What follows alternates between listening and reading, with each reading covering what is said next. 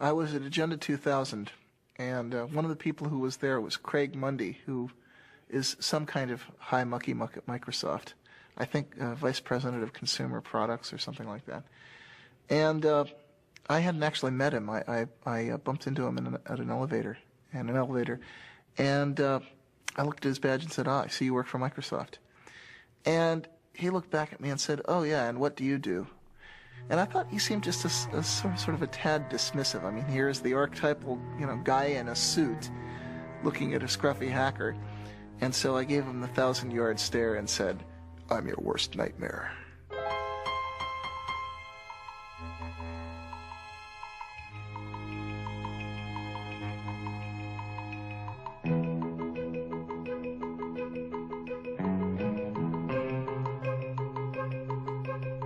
For most of its short but colorful history, the computer industry has been dominated by the Windows operating system. But that could soon change, as Windows faces a strong challenge from Linux. Silicon Valley has long been the place to develop new technology, start new companies, and get really rich. Now the Valley is the front line in a revolution fighting for that most politically incorrect of ideas, individual freedom. Day and night, a loose confederation of hackers and programmers zaps bits and pieces of computer code around the world as it builds the tools to set computer users free. Using open information and the free exchange of technology to achieve its goals, this revolution began in the 1980s with the free software movement and the GNU project, and now is most commonly associated with Linux and the open source movement. We do have one sector that is taking off today. It is the Linux-related sector. And I thought this might be a good opportunity to say, what is Linux? And I'll answer this question for you. Many of you probably already know, but there are 12 million users out there. A computer operating system developed by hundreds of programmers collaborating on the internet, a challenge to Microsoft Windows NT, very popular for its speed, and so this is what the craze is about. To kind of explain what Linux is, you have to explain what an operating system is. And the thing about an operating system is that you're never ever supposed to see it, because nobody really uses an operating system. People use programs on their computer. And the only mission in life of an operating system is to help those programs run. So an operating system never does anything on its own. It's only waiting for the programs to ask for certain resources or ask for a certain file on the disk, or ask for the programs to connect them to the outside world. And then the operating system steps in and tries to make it easy for people to write programs.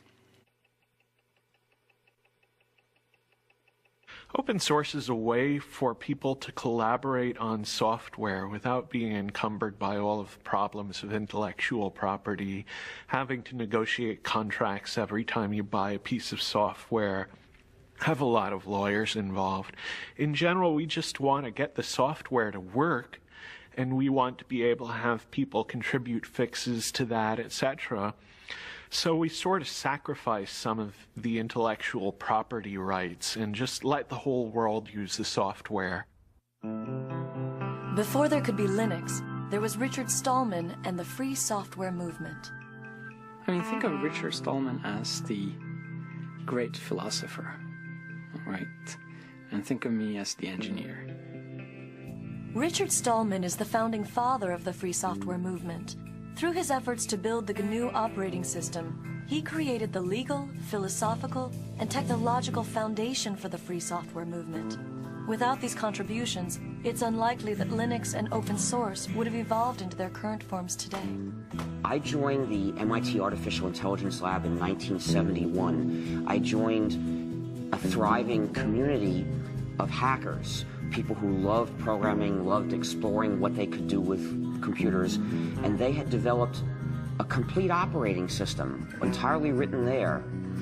And I became one of the team that continued to improve the operating system, adding new capabilities. That was my job, and I loved it. We all loved it. That's why we were doing it.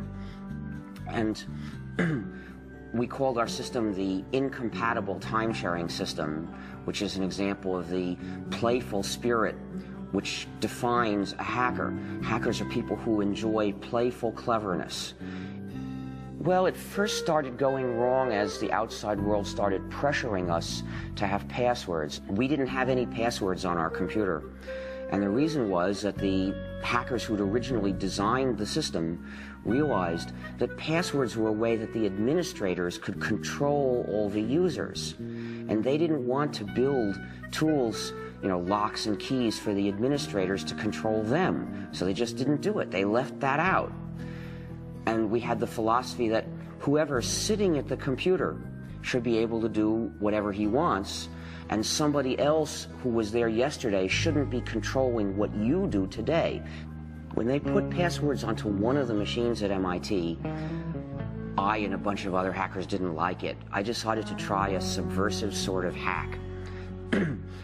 I figured out how to decode the passwords, so by looking at the database of encoded passwords, I could figure out what each person would actually type to log in.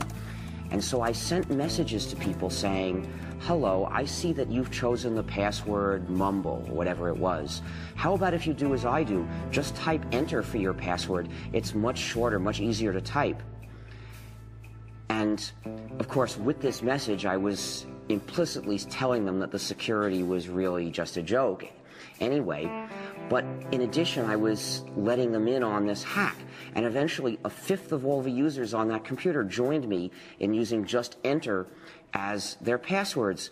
Where did the ideas that led to what is now called open source, how did that begin? Who began that? Well, it actually began with the start of computers, because at that time, software was just passed around between people.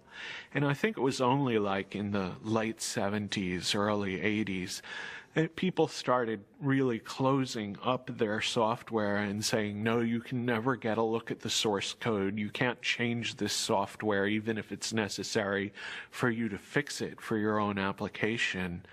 And you can actually blame some of that on Microsoft. They were one of the real pioneers of the proprietary software model. In the mid-1970s, a group of hackers and computer hobbyists in Silicon Valley formed the Homebrew Computer Club. In the club's January 31st, 1976 newsletter, Bill Gates of the recently formed Microsoft wrote an open letter to the community where he made a point-by-point argument for the relatively new concept of proprietary software. Up to that point, the practice of computer users had been to freely pass around software with not much thought given to its ownership. Known as an open letter to hobbyists, Bill Gates writes, "To me, the most critical thing in the hobby market right now is the lack of good software courses, books, and software itself. Without good software and an owner who understands programming, a hobby computer is wasted. Will quality software be written for the hobby market?" Gates goes on to write, "The feedback we have gotten from the hundreds of people who say they are using BASIC has all been positive. Two surprising things are apparent, however. One, most of these users never bought BASIC, and two, the amount of royalties we have received from sales to hobbyists makes the time spent on Altair BASIC worth less than $2 an hour. Why is this? As the majority of hobbyists must be aware, most of you steal your software. Hardware must be paid for, but software is something to share. Who cares if the people who worked on it get paid? Is this fair? One thing you don't do by stealing software is get back at MITS for some problem you may have had. MITS doesn't make money selling software. One thing you do is prevent good software from being written. Who can afford to do professional work for nothing? What hobbyist can put 3-man years into programming, finding all bugs, documenting his product, and distribute it for free? The fact is, no one besides us has invested a lot of money in hobby software.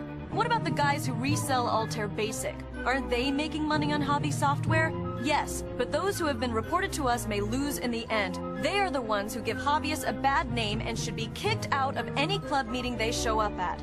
I would appreciate letters from anyone who wants to pay up or has a suggestion or comment. Signed, Bill Gates, General Partner, Microsoft." In the late 70s and early 1980s, Richard Stallman was doing artificial intelligence research and coding at the MIT Artificial Intelligence Lab. Richard had a number of negative experiences during that period which soured him on the whole idea of commercial software. Such as?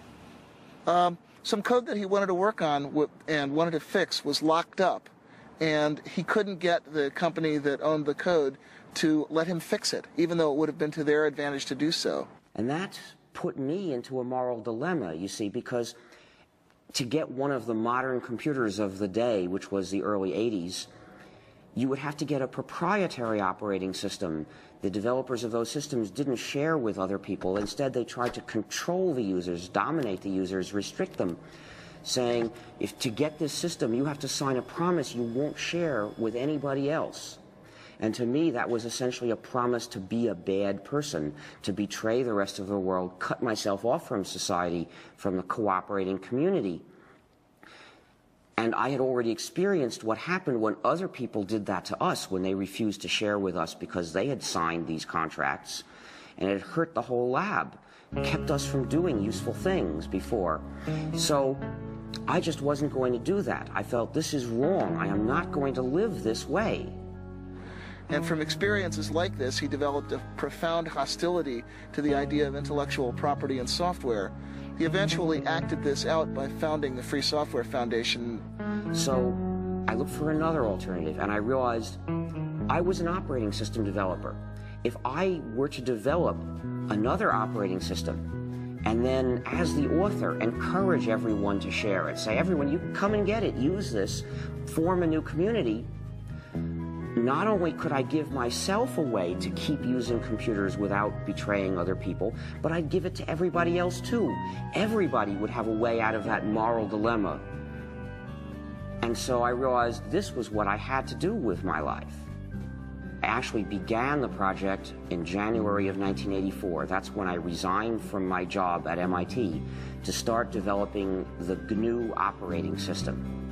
Now, I should explain that the name GNU is a hack, because it's a recursive acronym. It stands for GNU's not Unix. You see, so the G in GNU stands for GNU. And what the name means is I was developing a system that was like the Unix operating system, but was not the Unix operating system. This was a different system. We would have to write it completely from scratch because Unix was proprietary. We were forbidden to share Unix. We couldn't use Unix. It was useless for a community. So we had to write a replacement for it. Throughout the 1980s, as Richard Stallman was building the GNU project, computer scientists from the University of California at Berkeley were developing their own free operating system. Known as Berkeley Unix, or BSD, it was based upon the Unix kernel which had been licensed from AT&T. However, due to legal problems with AT&T and fragmentation of the source code, hackers and other non-institutional users were slow to adopt it.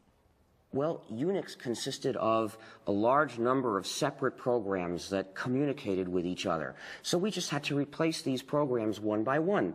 So what I started doing was writing a replacement for one program, and then another, and then another, and then people started joining me because I published an announcement inviting other people to join me to help write these programs.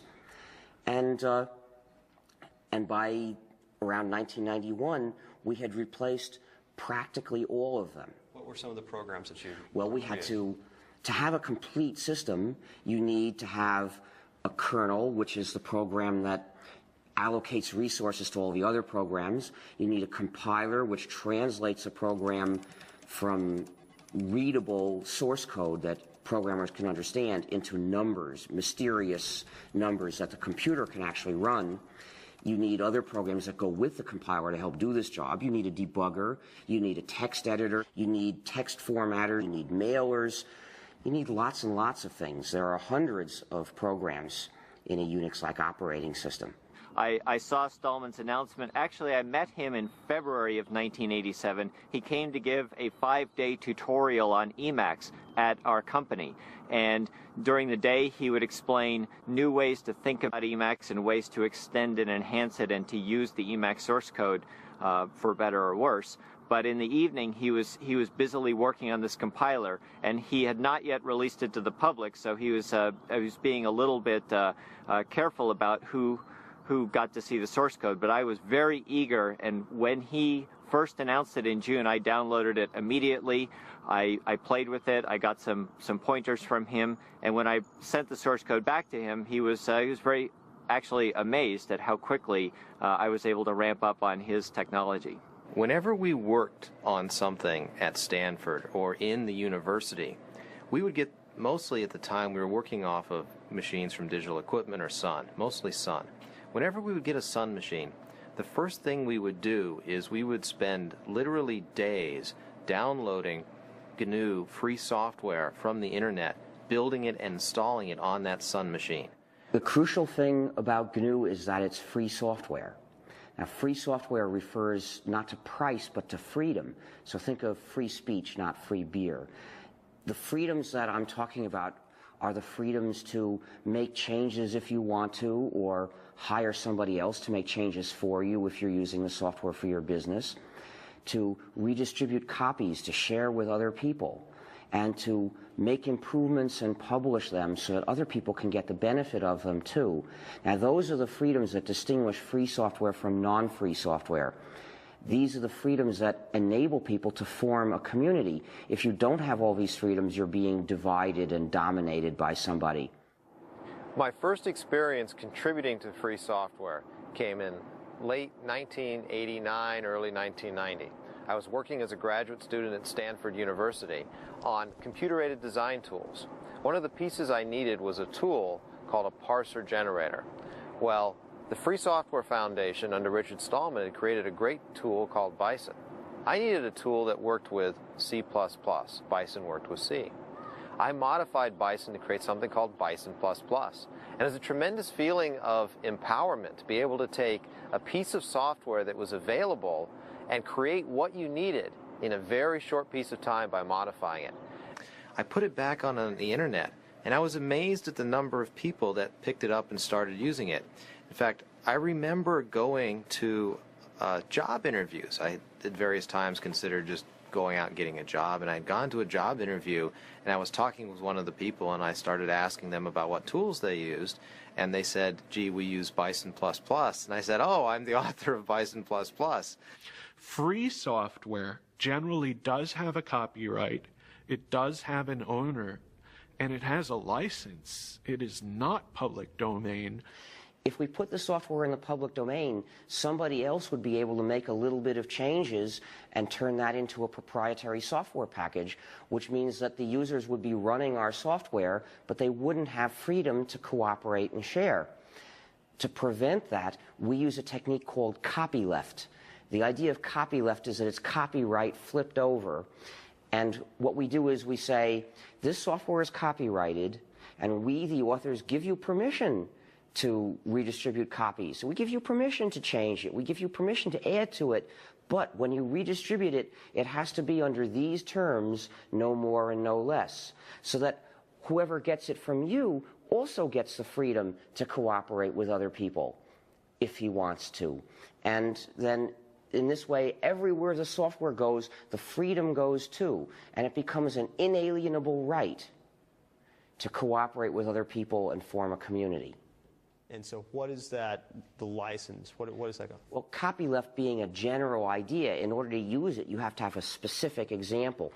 And the specific example we use for most GNU software packages is the GNU General Public License, a particular document in legalese which accomplishes this job. A lot of other people use that same license. For example, Linus Torvalds uses that license for Linux as well.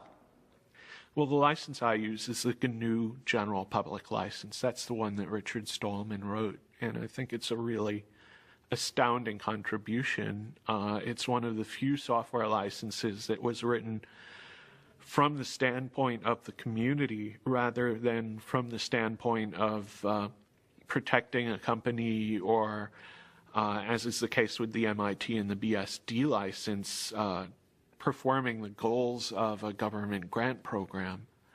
And the GPL is really unique in that it's not just a license, it's a whole philosophy that I think motivated the open source definition. I don't hide that a lot of what I do came from Stallman.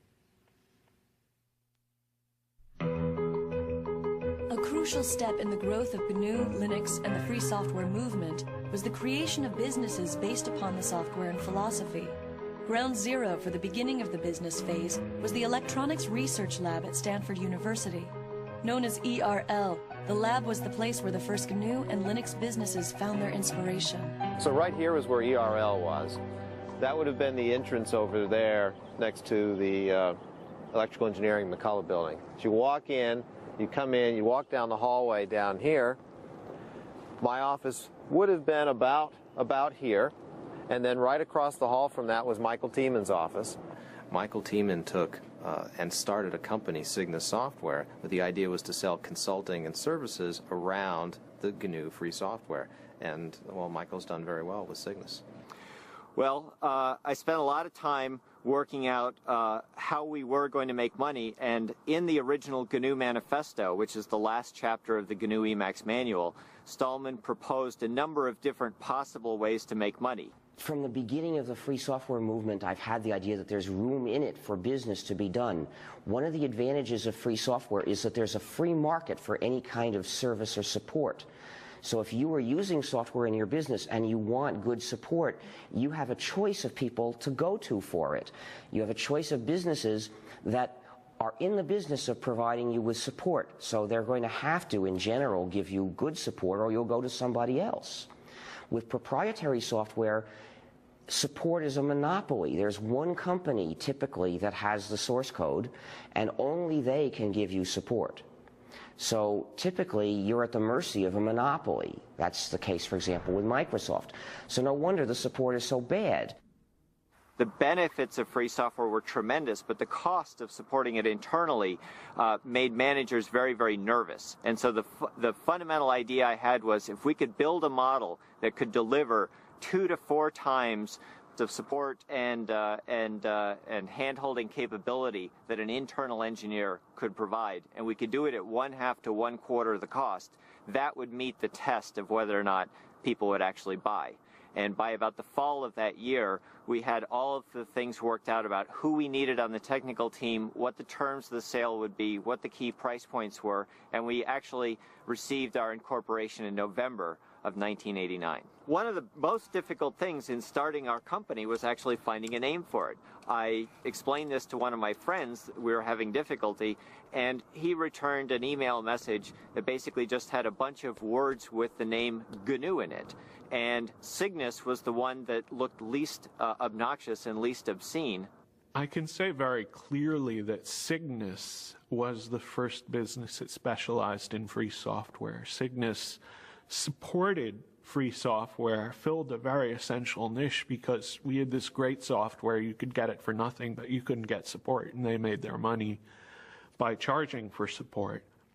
The GNU project started by building a toolkit of basic development tools such as a C compiler, a debugger, a text editor, and other necessary apparatus. And their intention was eventually to develop a kernel to sit underneath those and be the center of the operating system. By about 1990, they had successfully developed that toolkit, and it was in wide use on a great many variants of Unix, but there was still no free kernel. The kernel happened to be one of the last things we started to do, and we had started it not long before. And that's when Linus Torvalds came along. Linus or Linus? What's your preferred pronunciation? When I speak Swedish, it's Linus. When I speak Finnish, it's Linus. When I speak English, it's Linus. And I really don't care how people pronounce my name. But Linux is always Linux. He developed a kernel and got it working faster than we got ours working, and got it to work very nicely and solidly. His kernel is called Linux. The initial goal was my very personal goal, to be able to run a similar environment on my computer that I had grown used to at the university computers. And I could not find anything that suited me for that, right? So having been doing computers for all my life, basically, at that point I just decided that I'll do my own. Most of the inspiration early on came from Sun OS, which was what I was using at the university at the time. Which university? University of Helsinki in Finland.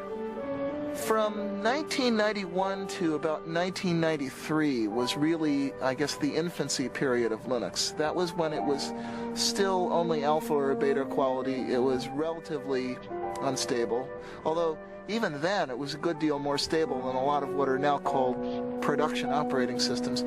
Linus used the traditional tried and true method of writing one program that does the job, and he got it to work quickly, in fact, faster than I would have thought was possible.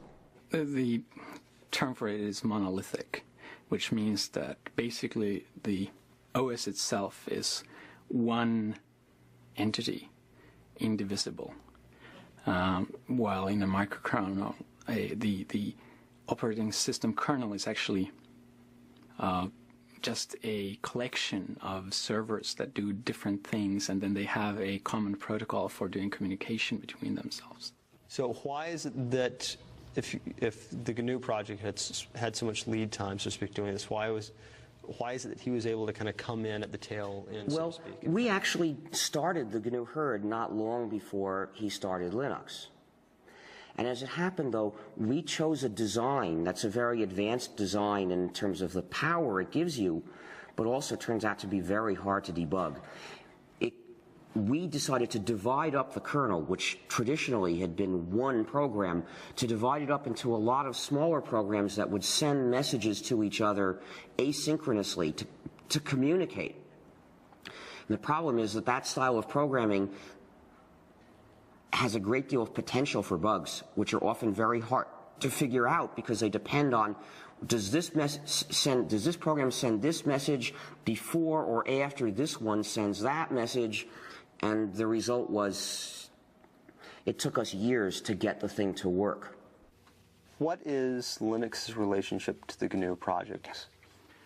Well, there's relationships to GNU on kind of multiple levels. One is just a philosophical level of thinking that making your source open is a good idea. When Linus developed the kernel, he wasn't doing it for the GNU project. He did it independently. And he released it independently, and we didn't know about it. But some of the people who did know about it decided to look for what else they could find to put together with that kernel to make a whole system. And they looked around, and lo and behold, everything they needed was already available. What good fortune, they thought, but actually there was no chance about it. They had found all the pieces of the GNU system, which was missing just the kernel. So when they put all that together, really they were fitting Linux into the gap in the GNU system, but they didn't know that. There's a lot of these programs done by the Free Software Foundation and done by other people like Linux, and there's a symbiosis between Linux and the programs, so that the programs run on Linux and at the same time, and they take advantage of Linux as a platform, while Linux takes advantage of the programs by just being able to use them. What programs? For the main one is actually the GNU C compiler, which without a C compiler it would not have been possible to make Linux or most of the open programs available. Linux uses the GPL, and I agree with the kind of philosophy behind the GPL. That said, the GPL itself is not a very pretty document, which is probably just because no lawyers can ever be very pretty.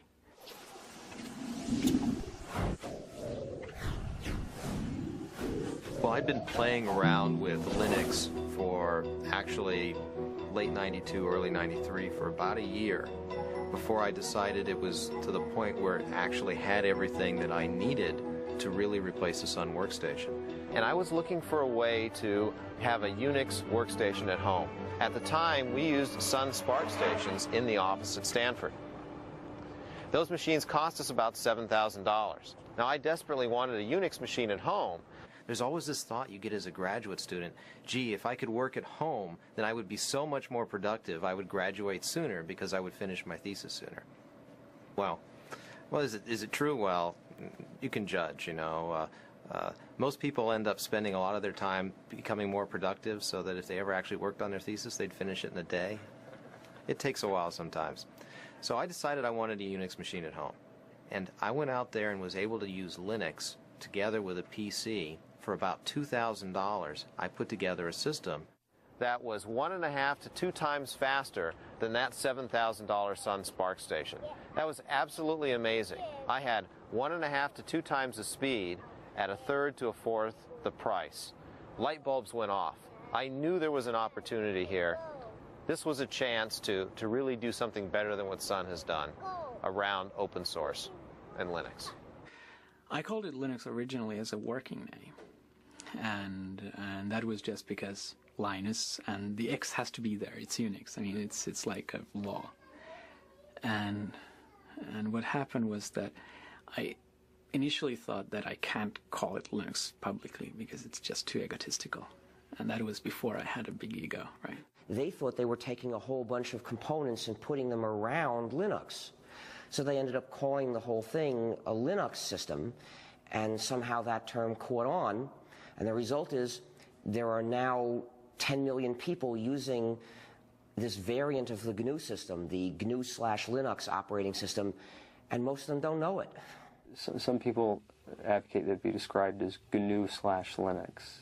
I mean, what's your thought on that? Is that justified, or? Well, I think it's justified, but it's justified if you actually make a GNU distribution of Linux. The same way that I think that Red Hat Linux is fine, or SUSE Linux, or Debian Linux. Because if you actually make your own distribution of Linux, you get to name the thing. But calling Linux in general GNU Linux, I think, is just ridiculous. I got involved in Fall '93 because I was sent a copy of the first CD-ROM commercial Linux distribution, which was called Yggdrasil. It was produced by Adam Richter. And I got a copy because I had been myself writing free software for a long time, since the early 80s. I was actually one of the early GNU contributors myself.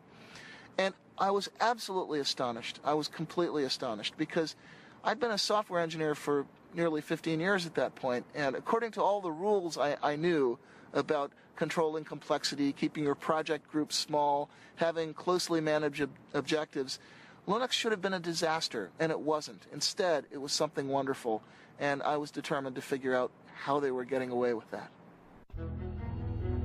In order for Linux to grow beyond the world of the computer programmer, it needed a use, an application that made it a must-have technology. That threshold was crossed with the development of a program that made complex websites possible. That program is the Apache web server. The killer app of Linux was undoubtedly the Apache web server. If you look at the history of Linux, the adoption curve of Linux and the adoption curve of the Internet exactly track each other. 1993, which was when the Apache web server project really got started, was also the beginnings of the popular ISP explosion, when the Internet first became a mass-market commodity and the idea of web-based electronic commerce and mass communication became real. I think it was one of the first applications that caused people to go, wow, if I install Linux, I get some tangible benefit from doing so, right? I mean, clearly there were a lot of interesting applications on Linux at the time, this being maybe 2 or 3 years ago when this thing really started to take off. But there wasn't a driving, you could almost say business case for someone to use Linux versus using NT until, I think, Apache. And a lot of the things that plugged into Apache and enhanced Apache. I mean, when you went to go out and build a server farm, it was much more cost-effective, real dollar terms, to build it on Linux and Apache than it was to build it on IIS and NT, even if it meant that you had to spend a little bit of money to train your staff to learn how to use that or to find people who were knowledgeable. But the good news was that that knowledge wasn't very expensive because there are all these college students out there who have been using Linux for a long time and were very familiar with it. If you look at the trend curves in web servers, Apache has steadily been gaining in market share ever since. It's up to something like 66% now. It's steadily clobbered all of the closed source competition. And that's because it's more reliable, it's more flexible, it's more extensible. It does what webmasters actually need. And the combination of Apache and Linux found its way into a great many commercial shops. Essentially, Apache became the application that motivated internet service providers and e-commerce companies to choose Linux over Microsoft's Windows. It would probably run best on Linux and on FreeBSD, and the reason is the communities around those operating systems are also the communities that contribute the most back to Apache, right? And they were also the operating systems that internet service providers started using very heavily as well. And internet service providers really liked Apache because it allowed them to do a lot of different things that some of the commercial web servers didn't, such as the ability to host more than one website on a single box, which clearly if you're an ISP and you have 40,000 users and they all want their own website is going to be pretty important to you. One of the key factors in the growth of Linux was the creation of companies that specialized in the distribution and support of the operating system itself. Among these companies, Red Hat Software is the best known. Red Hat started as the product of Mark Ewing. While he was working at IBM, he wanted a little better Linux distribution. He started playing around. Found out he spent more time maintaining his Linux distribution than he did working on his new project. So he sort of started the distribution itself. He met up with Bob Young, who at the time was running a company called ACC Bookstore, which was a mail-order PC Unix catalog. And Bob kind of knew he wanted something, more his own to market rather than reselling other people's products, and he was fairly good at marketing, and Mark knew he needed some marketing help because he was fairly good at the technical parts, so they kind of got together. I started working with Red Hat in May of 1995, basically right out of NC State, along with Eric Trowan, who me and him combined make up employees number 4 and 5. And we actually reported to work at an apartment that Mark Ewing used to live in. We took it over as kind of the development part of Red Hat Software, and stayed that way till about November of 1995 when a toilet we had in the apartment kind of exploded, flooded our downstairs neighbor, and she got a little upset, and the apartment folks found out we were running a business there instead of actually living there at the same time, so they decided to throw us out. So at that point we had about a week to go find our first office, which we did, and get ourselves moved in a hurry. So.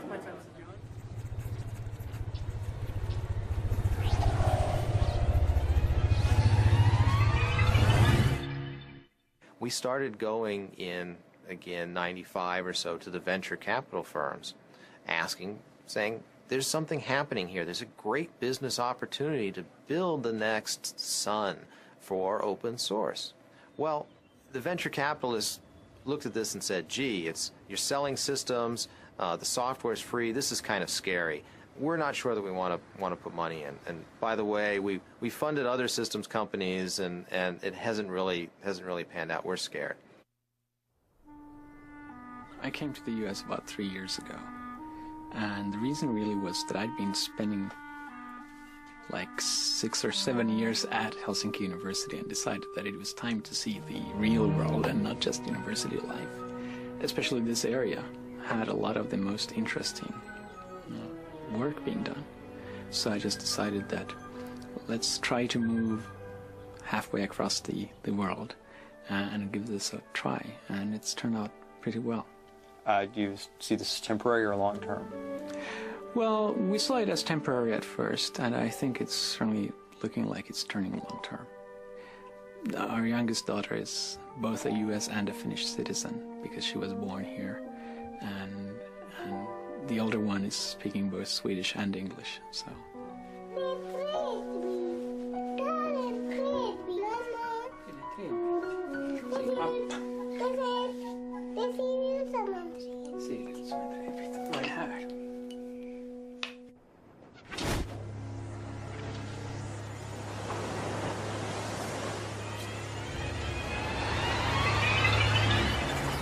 The next major event was one that I had a direct hand in.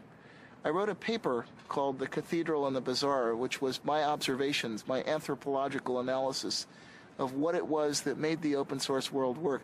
We didn't call it that then. We're still using the term free software primarily. So it was my observation of what made the free software world work and why we were able to produce extremely high quality software in spite of constantly violating all of the standard rules of software engineering. In that paper, I was setting up a contrast between two different styles of development, two opposed styles of development. One, which is the conventional closed development style, which I called the cathedral style. In that one, you have tight specification of objectives, small project groups which are run in a fairly hierarchical, authoritarian manner, and you have long release intervals. On the other hand, what I identified as happening in the Linux world was a much more peer-to-peer, decentralized market or bazaar-like style in which you have very short release intervals and constant solicitation of feedback from people who are formally outside the project, a very intense peer review process. And the startling thing was that the more I looked at this, the more it seemed that trading away all the supposed advantages of conventional closed development for that one single advantage of massive independent peer review actually seemed to win, actually seemed to get you good results. The reason Netscape is important is that they were the first large company to participate in open source. We had Cygnus providing support, but we didn't really have much business. And Netscape went open source essentially as a way to fight Microsoft, which was giving away Internet Explorer, but not letting anyone else have the source code, not letting companies collaborate. Working as part of the sales force, I got a good idea of why people bought our software and what it took to make our software successful in the marketplace against competitive products. However, the problem we were seeing is that as time went on, our software was being competed against by other people's software, particularly Microsoft's. And as time went on, the price of our software had to drop because other people were giving their software away at no charge or at little charge.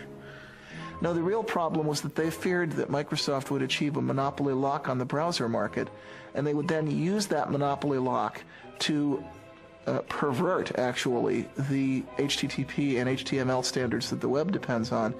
And once they had turned those standards into lock-in devices, they could then use that control to drive Netscape out of the server market, which is where it was making its real money. My concern was that as time went on, Netscape's business would be threatened by the fact that we didn't have enough people to do all the things we needed to do as a company in order to keep our software viable in the marketplace. The Netscape release happened in early 1998, and I was told later, I had no idea at the time, that it came about as a direct result of the right people having read The Cathedral and the Bazaar. The Cathedral and the Bazaar, the paper by Eric Raymond, was a significant influence on Netscape's decision to release source code. Came as a complete shock to me. I wasn't really ready for the thought that I was changing the world, even by accident. However, it was not by any means the only influence on that decision, and not necessarily the most important one when all is said and done. As I said, Netscape had already been talking about releasing source code for quite some time before anybody had ever heard of Eric's paper. Linux Congress in early 1997, which was the first place that I gave that paper. And one of the people who heard it was Tim O'Reilly of O'Reilly Associates. And he thought it was pretty intriguing.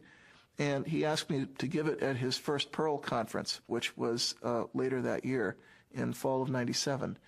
And apparently what happened, I was told later, although I had no idea this was happening at the time, is that some people from Netscape actually heard the paper at the Perl conference and took those ideas back to Netscape, and they kind of lit a fire there.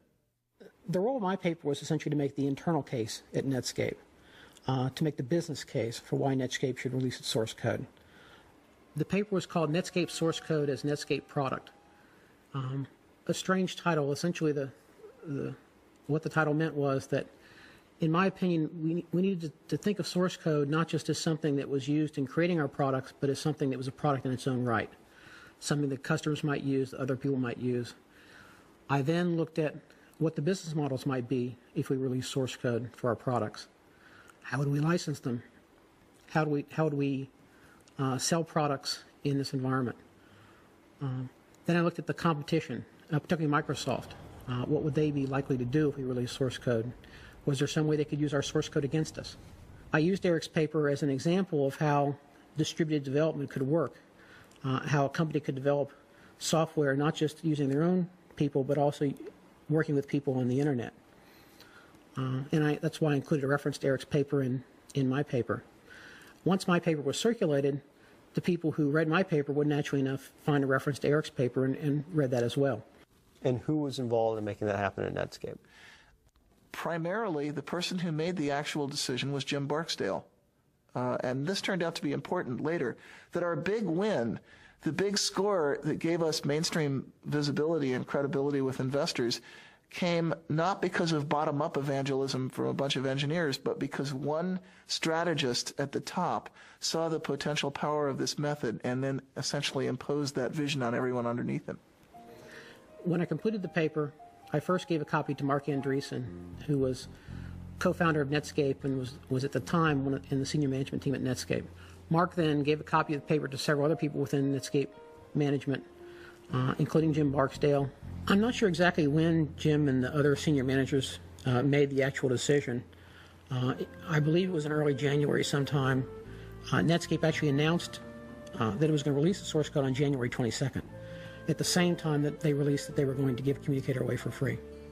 When Netscape decided to release the source code, people sort of got a wake-up notice that said, hey, maybe there is something to this idea of releasing source code and doing development with people outside your company. So Netscape's decision brought a lot of public attention to the idea of free software, what became known as open source, and brought a lot of attention to the Linux operating system, which was one of the most prominent examples of open source software at that time.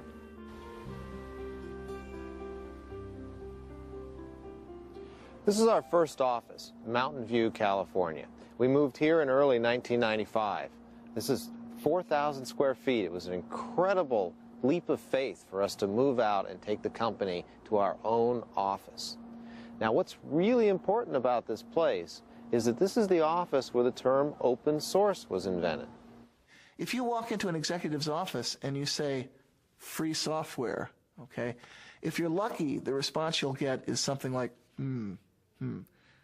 free software must be cheap, shoddy, worthless. And if you're not lucky, it has associations with the Free Software Foundation's wholesale attack on intellectual property rights, which, regardless of what you think about the ethics of that, it's lousy marketing. It's not something that businesses want to hear. So Eric Raymond knew that there was a problem. We'd been calling this free software, but people took the term free and associated with free of charge. They thought that you couldn't make money or you couldn't sell, which is exactly the wrong concept. We wanted to get across the idea that the software was open and that the source code was available. Very important pieces. We had this meeting at the VA offices in Mountain View where Eric, myself, and Christine Peterson from the Forsyth Institute joined us, as well as several other people. Christine Peterson was there by phone. John Mad Dog Hall was also there by phone. A guy named Todd Anderson, who later worked for SUSE for a while, was there. Sam Achman, who now runs Penguin Computing, was there. He was an employee of VA at the time. Well, we came up with the concept of open source. We called Linus, in fact, and asked Linus if he liked it. He was interested. He liked it. Eventually, we came up with something that replaced free software. So that was the beginning of open source. How did you choose the words open source? Do you remember? You know, I think Christine Peterson was the person who really came up with the idea.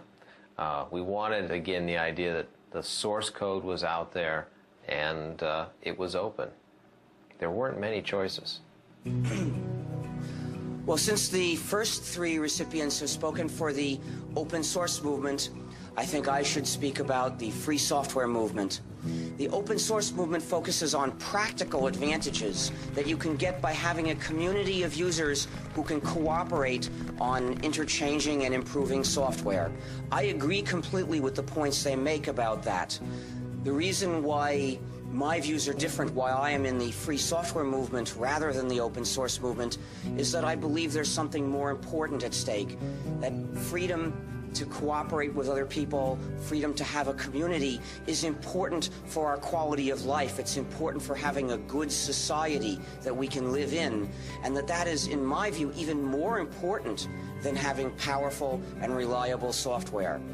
But I think some of the people in the free software camp are a little scared by the commercialization. And, you know, of course, a rebel is put off by success. I think that commercialization is very important. We want to mainstream this software. And I work with Richard Stallman, who's the gray-haired man of free software, on a regular basis. And I don't feel I have any philosophical differences. Me as author of the open source definition, and he is originator of free software as an organized thing, except for one thing. Richard wants all software to be free, and I think that free software and non-free software should coexist. That's the only difference we have. we decided early on that what we needed a definition. We needed a kind of meta license to define the term open source. And what we came up with is a document called the Open Source Definition. It's derived from the Debian Free Software Guidelines that were originally written by Bruce Perens. I had written the original draft of that, discussed it for a month with the Debian developers. Debian is a Linux distribution, and made it their project policy. And Eric and I decided to relabel what we'd written for Debian as the open source definition, and to say open source is software that gives you a list of 9 rights, which is in the open source definition. The first right is free redistribution. This doesn't mean free as in no price, it means liberty. You have to be free to redistribute your software to someone else, and actually no price is a side effect. You can charge for that redistribution or not. It has to come with source code so that someone can maintain a program. If they go from a PC to a Mac, for example, they can change the software. Derived works have to be possible. If someone has to improve your program, they should be able to distribute the result. There's a provision about integrity of the author's source code, which says that the author can sort of maintain their honor, and if you make a change, you might have to change the name of the program or mark out your change very clearly so that your change doesn't reflect on the author. There's no discrimination against people or groups. The example I usually use is you can't stop an abortion clinic or an anti-abortion activist from using the software. There's no discrimination against fields of endeavor, and that means the software has to be usable in a business as well as in a school. The license has to be distributable. In other words, I have to be able to give that license to someone, and that license then should work if that someone gives it to yet a third person. The license can't be specific to a product. In other words, if I distribute my software on a Red Hat system, the license can't say you can't distribute this on a SUSE or a Debian system. The license can't contaminate other software. So if I distribute this on a CD with another program, it can't say that other program must be free, otherwise you can't distribute my software. And then the only other part of the open source definition is a list of licenses that were accepted. And the ones that we started with were the GPL, which was actually the example for a lot of what's in the open source definition, the BSD license, because software for BSD system pre-existed Linux.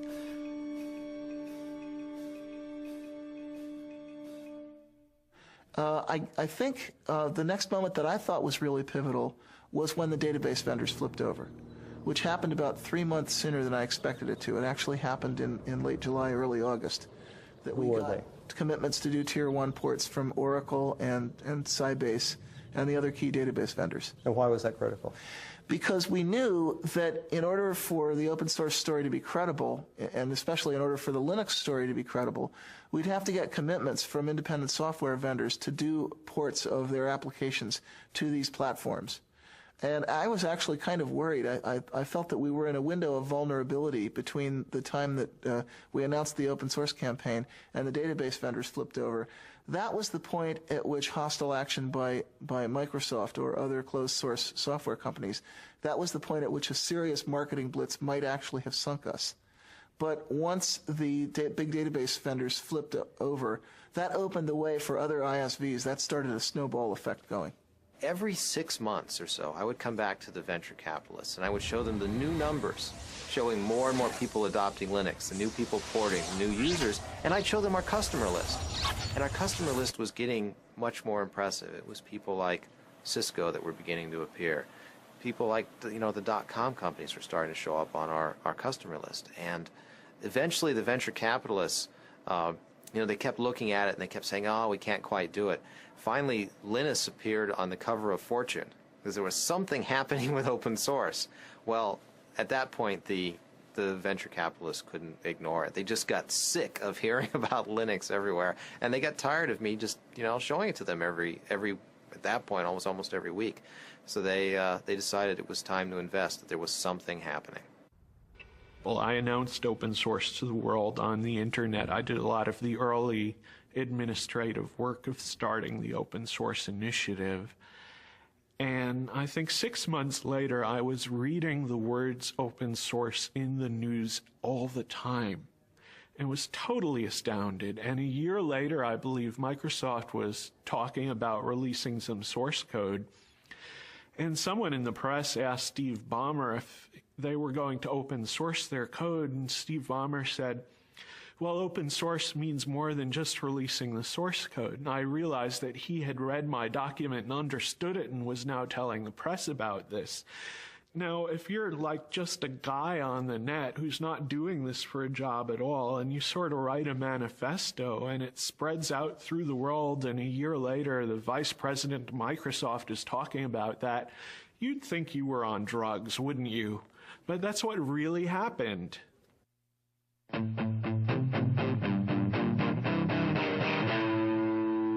The local users groups tend to be more an issue of building a social network, especially getting people familiarized with the issues, also just acting as a kind of support network for people who do not, for example, have the ability to pay for a commercial support network. So one thing they're doing in this area, for example, is they're making these, I think it's once a month, they're having install fests, which means that people who have problems getting Linux installed on their machine or have some issue, I mean, maybe they've actually installed Linux but want to set up the network in a specific way, can actually bring in their machines to this users group meeting. And there's a lot of people that are willing to help who've maybe seen that problem before.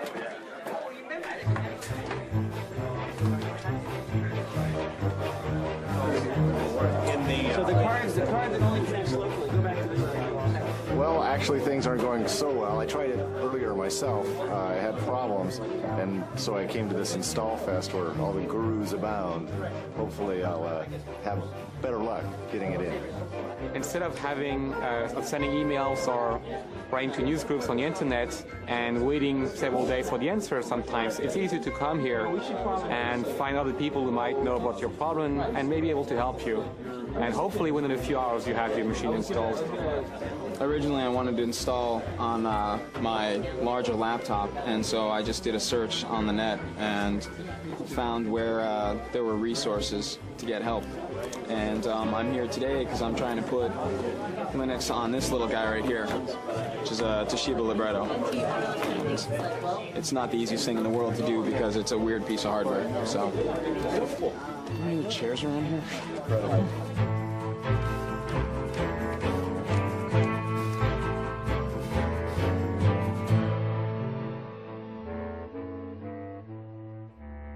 I think the Department of Justice case has made people aware of the fact that you should at least look for alternatives to Microsoft, and maybe Microsoft isn't the American dream after all. And that kind of shift in perception, you can very clearly see that people just took Microsoft for granted.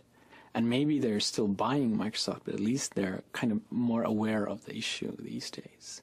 Microsoft actually used Linux as defense. They used Linux to ground a claim that they don't have a monopoly because Linux could essentially push them off their catbird seat at any time. It was a very ingenious argument, totally specious, because it didn't do anything to answer the charge that they had previously engaged in bullying and various anti-competitive practices. But it was clever of them. In an event, the judge didn't buy it. Well, ordinarily we in the Linux community are rather wary about letting Microsoft become the issue, but there was a Slashdot article about December of '98 where a fellow named Matt at the Noodle had pointed out that a gentleman in Australia had managed to receive a refund for the unused copy of Windows that came with his computer. So he declared the 19th of January, was it January? It's February, I'm sorry, the 19th of February. He declared the 19th of February Windows Refund Day, and he encouraged everyone to go to their computer manufacturers and return their unused copies of Windows as it was specified in the Windows End User License Agreement. Yeah, it's important to remember that in the license itself it says that you can receive a refund if you don't use the software, and that the manufacturer is bound by law to do this, or at least bound by contract. And we found that, you know, if you called up these manufacturers, they basically said, "It stopped bothering me, kid," and hung up on you. We didn't really want to sort of give out the location of where we were going to meet until, you know, at the very last second. So what we did is we had people meet at places that we could control in the different towns around here. So I was the San Jose marshal, and I believe, Nick, you were the San Francisco? Rick Moen and I did San Francisco. Right. Yeah. And so we had maps there, and we handed them off to everybody who was coming. Well, we actually met at a Denny's that's just outside the Foster City limits, Foster City city limits, which meant also that it was just outside the Foster City police jurisdiction, which meant that any incidents that happened at the meeting point happened in the jurisdiction of San Mateo, and if they told us to get lost, we'd say, fine, we're going to Foster City, bye. It's sort of the Dukes of Hazzard method of avoiding the cops, so. Well, actually, we marched on the other side of this building. We marched around and up onto the parking structure that's up there. And that's where Microsoft had a reception laid out for us with drinks and a big sign that said, you know, Microsoft welcomes the open source community. And the local news cameras got shots of Eric Raymond and the Microsoft representative. The Microsoft story seemed to mostly be that this was not an issue for Microsoft, but rather from the OEMs. So we all needed to go back to our computer manufacturers and try yet again to try and get a refund from them. We responded to them saying, you know, we've tried that, it's not possible. We need Microsoft to take action at this point. And they just repeated the tagline over and over again. You need to go to the OEMs, the manufacturers, and get your refunds there.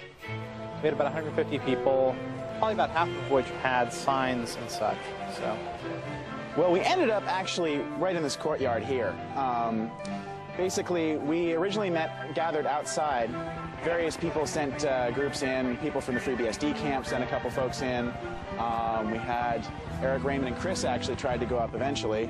And, they had blocked the elevators off to us. Where were their offices? Their offices are right up here on the 9th floor. We got some really nice press out of it. And we think as a result, Toshiba made it possible for you to buy laptops without the operating system on it. So it's a small victory, but, well, and even now, companies such as IBM and a lot of other computer manufacturers are allowing you now to buy machines that don't have Windows on them.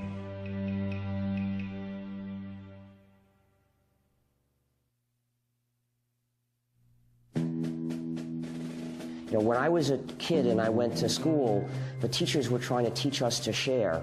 They said if you bring some candy, you can't eat it all yourself, you've got to share it with the other kids.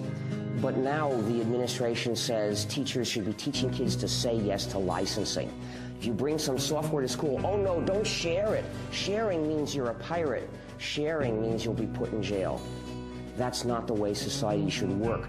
We need the goodwill, the willingness to help other people, at least when it's not too hard, because that's the basis of society. That's the fundamental resource that gives us a society instead of a dog-eat-dog jungle. So what about people that say that if you have rampant piracy, it will eliminate the profit motive, and then in the creative works software will not be? Well, they're wrong on both counts. For one thing, people are making a profit from developing free software, but for another, the freedom to have a community is more important. People that casually look at open source free software and think, well, because you're supposed to share and do it for people's goodwill, doesn't that seem somewhat communist? What's your response? Absolute nonsense. It makes me really angry when people do that. Well, back in 1989, actually, communism would have been a compliment. The word that people were using at that time was crazy. I wanted them to use capitalism. Communism is an ideology that forces people to share. If you don't share, you get thrown in jail or killed. In 1990, we got a visit from a director of an institute in Moscow University. And actually, I saw him in Helsinki just 2 weeks ago. But in any event, he came by, and Richard Stallman had suggested that he visit Cygnus because he was interested in understanding how the free software model might apply to stimulating entrepreneurial innovation in Russia, of all places. And we had been kind of secretive about our business plan because we weren't really sure that it was going to work, and we didn't want to look too stupid if it failed. But I was very, very open with him, and the more I told him, the more he started shaking his head like this. And I finally said, what's wrong? And he said, this sounds too much like communism to be successful in Russia. You go to a gulag and end up in a mass grave with a bullet in the back of your head. Open source is not communism because it doesn't force people. Karl Marx did not invent helping your neighbor. It's not communist to have a commons. A commons existed long before communism as a philosophy of government. There are many commons in our lives. For example, we drive on the highway, something that is maintained for our common good. Actually, labeling our business model means that it misses the point a little bit. Whether it's communist or whether it's capitalist, the label doesn't matter. The real question is, how much value can you deliver? How scalable is the business? What kind of problems, what kind of rate of innovation can you sustain? And then however you want to label that is really up to you.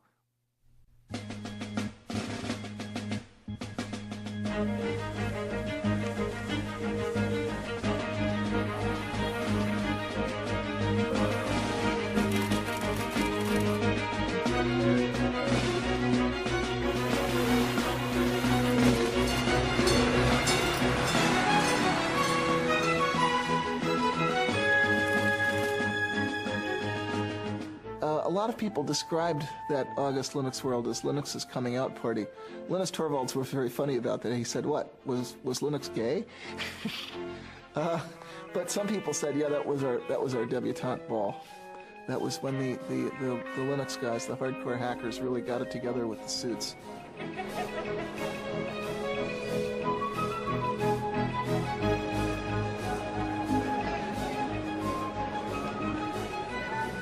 At 3 p.m. on August 10th, 1999, Linus Torvalds delivered the keynote address at Linux World. The crowd of 6,000 people began lining up at 12 noon.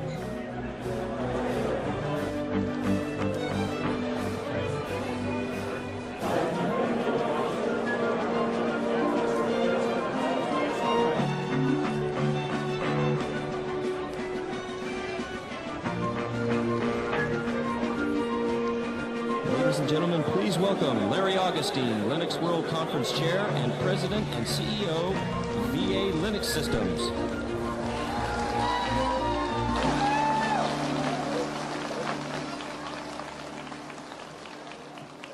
These guys have to clap. I pay them. Thank you all for being here. It looks like it's been a great show so far. If you'll indulge me for a moment, I'm going to try and avoid the glare of the lights and just I still think there's a lot of people, even though this is the second show, I still think there's a lot of people who don't quite get what it is that's so exciting about Linux. So there's this great show going on next door, there's huge exhibits and everything, but it's the people out here that are the real contributors, not those companies. The person on next, I know you all know, so I don't have to give anything in the way of introduction. Ladies and gentlemen, I give you Linus Torvalds. Linus.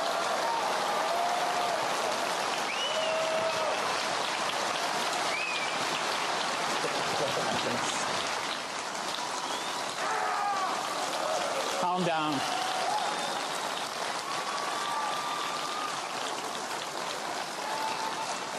Calm down. Say, ooh. Yes. I don't want to just give one of my normal talks because I find them boring. Probably by now most of you find them boring too because you've heard them like 10 times. But after the technical update, we'll actually try whether we can do a questions and answers session with 5,000 people or how many of you there are there. And it may not actually work out because one of the 5,000 people is really loud. The one thing I will do, which I always do in all my talks, is the gratitude thing. I want to kind of acknowledge the fact that I've obviously not been alone in doing Linux.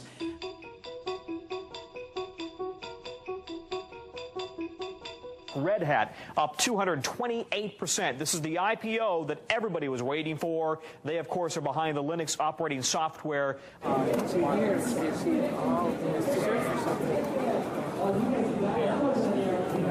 RHAT. I know what it is.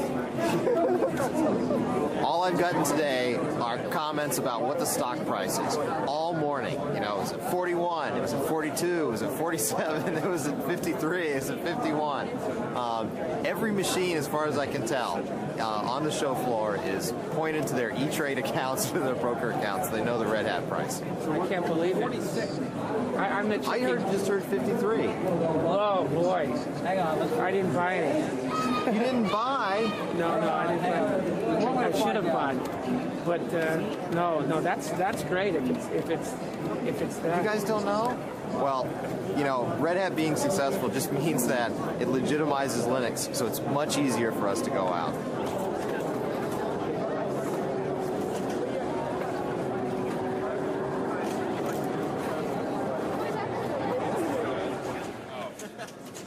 Yeah, our made-for-digital homoerotic adventure kits. The government confiscated that one. Yeah.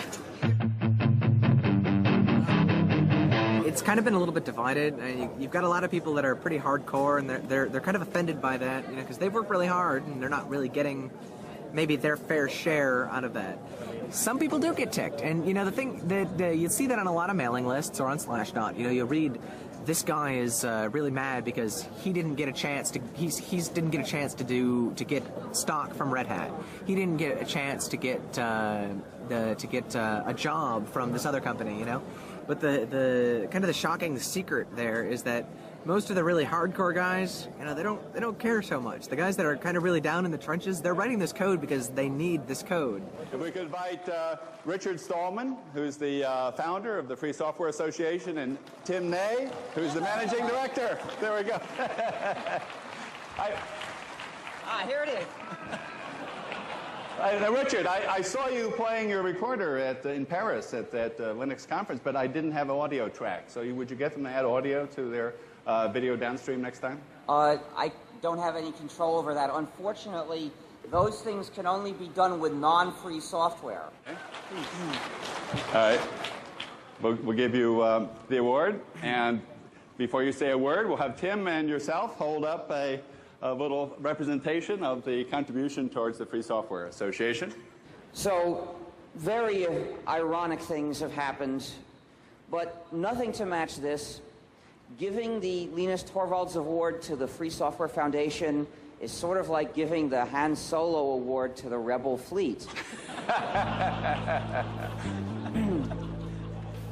You see, some of you may not realize how far that analogy goes. But actually, let me tell you how we got here. See, what happened is, 15 years ago, if you wanted to use a computer, the only way you could do it was with proprietary software that divides and subjugates the users. And most people a lot of people didn't like it, but they saw no alternative. But some of us were determined to make an alternative, and we said we're going to develop a free operating system, a free software operating system that will give users the chance to have freedom while they use their computers. Now, a lot of people said, well, it's a nice idea, but it's so hard, we'll never get it done, so I don't want to participate. I don't believe you can ever get it done. But luckily, not everybody said that. And clearly, we knew we would eventually get the kernel done. But as it happens, somebody else did a better kernel before we did. Now, in the old days, we had an overall strategy for calling people's attention to the importance of freedom, to the freedom that they can have or not have when they use a computer. Well, what can we do about it? As far as I can tell, the only workable way of trying to change this and make that strategy work again is to spread the word that the operating system you're using is actually the GNU system, somewhat modified, of course. And when people know this, they'll take a look at the reasons we developed this system, they'll think about these issues, and some of them will decide they agree. So I ask people, please tell people this is the GNU system. It's the combination of GNU and Linux, so we can call it GNU/Linux.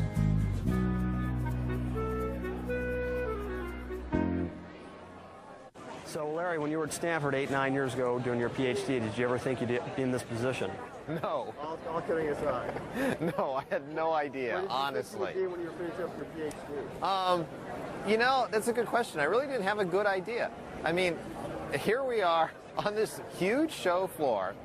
There are people just going crazy about Linux.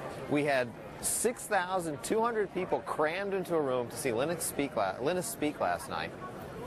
Here we are with, you know, all of these huge vendors all over the show. It's just, you have no idea that this is going to happen. I mean, this is just this little operating system that we were happy with, that a few people cared about. You know, I thought I'd have a nice little consulting business, and here I am suddenly with all of this huge show going on. It's just incredible. I mean, a year ago, you could look and say, you know, this is going to be big. And everyone's standing at the show going, you know, the show was big last year. Is it going to be as big this year? Then you remind them, you know, last year was only 6 months ago. Then they go, oh, Linux time.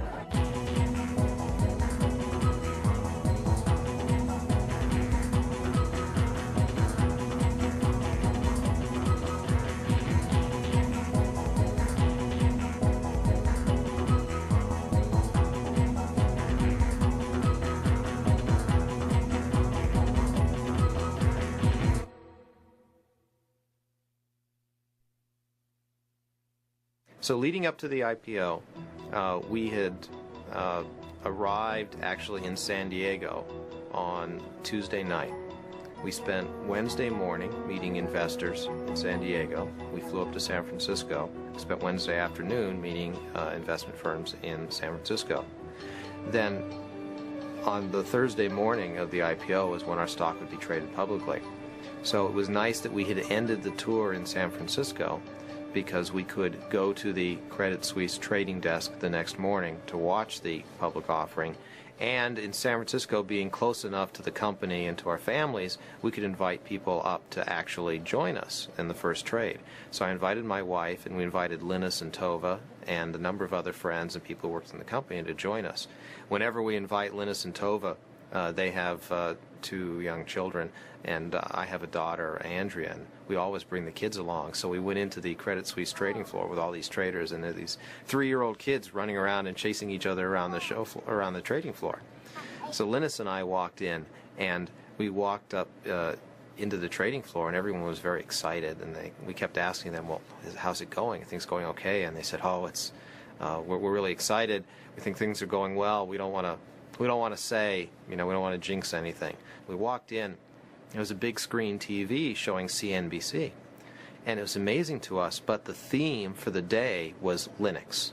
Now, we have an IPO that's going to go today, and when I mean go, it is going to go. The estimates I'm hearing are staggering, but watch VA Linux Systems. It goes at 1240 today. The symbol is LNUX, a provider of large-scale computer service and workstations specially designed for the Linux operating system. The original range on this IPO was $11 to $13, then $21 to $23, then $28 to $30, priced at $30. And the estimates I'm hearing, I don't want to repeat because I don't have a confirmation, but if they're true, they will blow your mind when this stock takes off at 1240. I turned to Linus and I said, "Gee, did you ever think, you know, you'd walk in here someday and Linux would be the theme on CNBC?" And you know, Linus, in his joking way, said, "Oh, absolutely." So we walk in and they show us the buy and sell orders coming in, and it's incredible. We're seeing numbers like $320, $340 a share, and I'm just in complete shock. You know, this is over 10 times where we priced the offering. It was incredible. And I remember Linus just kind of sort of patting me on the back and saying, just, you know, relax. And it was pretty exciting to see that. I mean, it was just amazing. We were stunned. We were lucky that we were able to get back to the offices. We'd been in San Francisco, so we could come back to VA's offices to see everyone in the office for the IPO. We got back. We had everyone was obviously very excited. The IPO had done just tremendously well. We had a little party that we put together. It was interesting. While we were celebrating, though, there were plenty of people that were still trying to work. I recall cries of, "Be quiet, we're on the phone, we're working," as we went into the offices. One of the things I did was I gave the roadshow presentation for the employees back at the office so they could have an idea of what we'd been telling investors and understand exactly what we'd put together for them. But again, the story of the day is VA Linux now up 766% to $235 to $265. Sue, the best performing IPO ever. Here it goes. Sycamore Networks was priced at $38, surged to $270. This has just beat it. And by the way, so how do you feel about potentially billions of dollars of wealth being created from your creation, but you're not necessarily directly cashing out?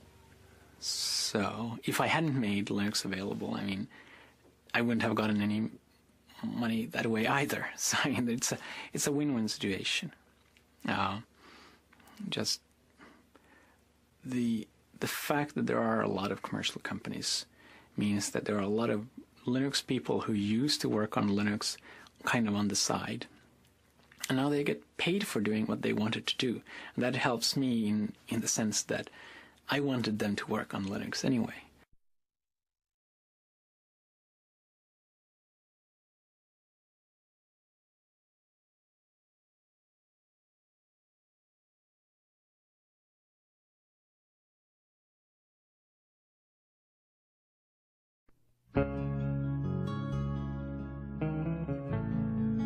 The whole GNU project is really one big hack.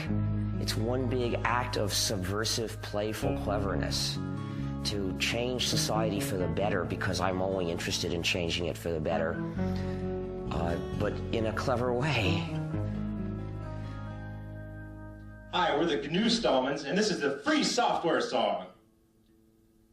Join us now and share the software. You'll be free, hackers, you'll be free.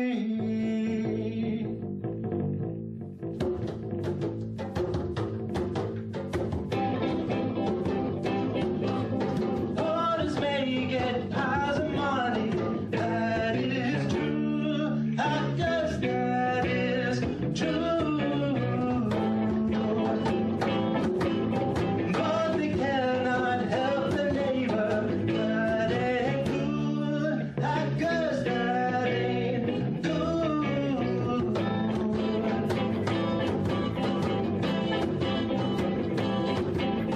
When we have enough free software at our core, hackers at our core, we'll do down those dirty licenses evermore, hackers evermore.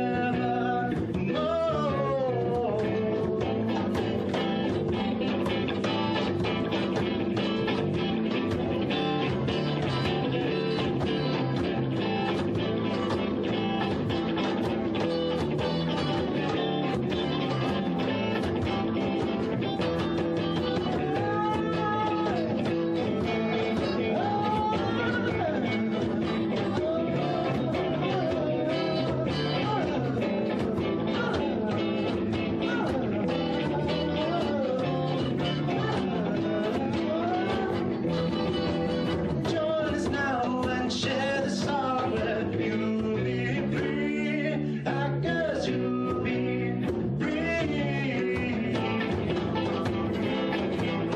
Join us now and share the software. You'll be free, hackers, you'll be free.